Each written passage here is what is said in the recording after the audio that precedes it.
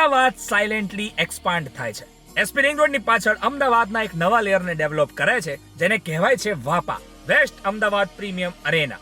મણિપુર, ગોદાવી, શેલા, ઘુમા અને શીલજ હવે ખાલી સાઉથ બોબલ તરીકે નહીં પણ વાપા તરીકે ઓળખાય છે. ફુલ્લી પ્લેન્ડ, સ્માર્ટ અને ગ્રીન ઝોન તરીકે ડેવલપ થતું વાપામાં શ્વાસા સ્પોર્ટ્સ અરેના બને છે, જ્યાં કદાચ 2036ની ઓલિમ્પિક્સ પણ પ્લાન થાય. અને જો પ્રાઇસિંગની વાત કરીએ તો અહીંયા already entry point 2 crore cross કરી ચૂક્યા છે.